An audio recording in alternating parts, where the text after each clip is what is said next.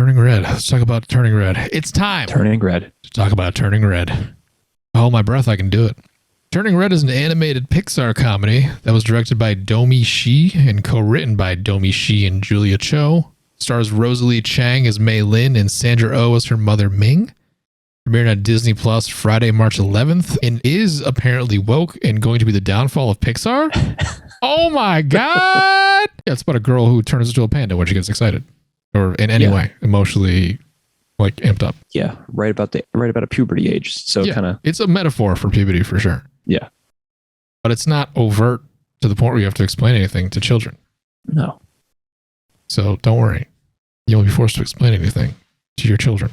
How did you feel about Turning Red? I think it wasn't woke enough. Wasn't woke enough. You heard it here first. It's true. This is a really good movie, and like, there's a lot of things that are relatable to a lot of people. Yes.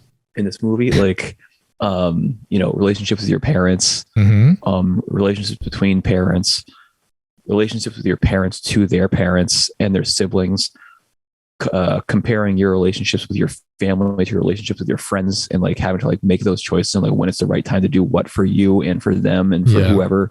Kind of like how how do your parents dealt with the same shit you probably dealt with, even if in slightly a different way, but being able to communicate those things between all these different people and like knowing when to taking advantage or not taking advantage of things your friends can do. Yeah, but like, she lies to her parents. Relationships. She lies to her parents, and she, might I point out, is a girl who also is not white. Yeah. What a bad movie. I think that's the problem a lot of people have. I think a lot of that is people just going, it's a girl and she's not white, so I don't like this. It's, the message is also bad because she does all this. She goes against what her parents tell her to do, which is essentially in every Pixar movie that has a familiar type relationship in it like that, like parent-child. Yeah, I want to watch the movie of the person that just does everything they're told to do the whole time, and then the movie's over. I almost just said gross out loud. Yeah, because it sounds boring as shit, man. Like, where's the conflict? Otherwise, there's no story.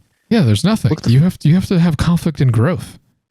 Yeah, which this has. Not. I mean, I guess there's the Bible where some guy hears a voice that's of God telling him to kill his kid. So he's like, fuck it, let's do that. Yeah, I mean, I like this a lot. I didn't love it, but I did like it a lot. There were a lot of parts that connected well. Yeah, it was a solid story about a young girl's changing relationship with her mother.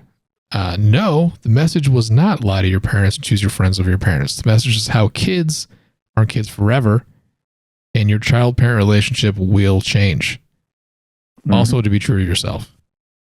Yes. And your parents make suggestions for your life, but ultimately you have to know what's right for you. You know how many times my mother swayed me from things I wanted to do when I was a kid? That probably would have benefited me as an adult because she either didn't understand them or had bad information. So many times.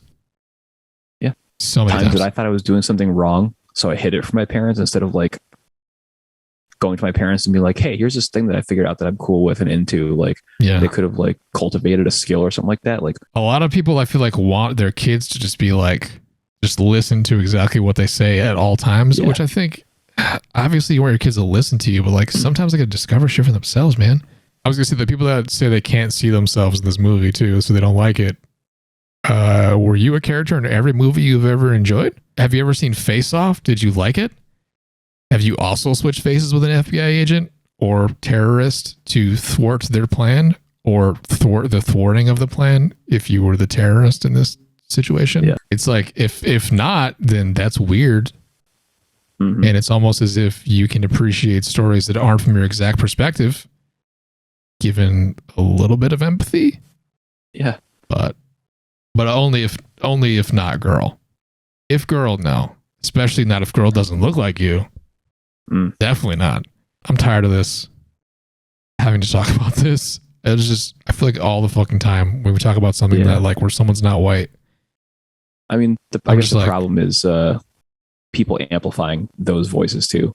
For Turning Red, it's one of the big things now, right? In the conversation about it.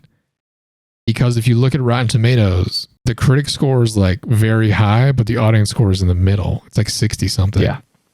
Because all these people are giving it 1 star because they're like, it wasn't for me. It's the worst Pixar movie. I didn't get it. It's an Asian girl. Ugh. Why isn't it a 43-year-old white man that loves IPAs? Where's that Pixar movie? It's Back coming. in my day, they made movies about me because I was an action figure spaceman. See, I would heavily recommend this. It's on Disney Plus as well. This is just on there. It was supposed to be released in theaters, but it was not. It doesn't cost anything extra either, like Black Widow did. There's no reason not to watch this.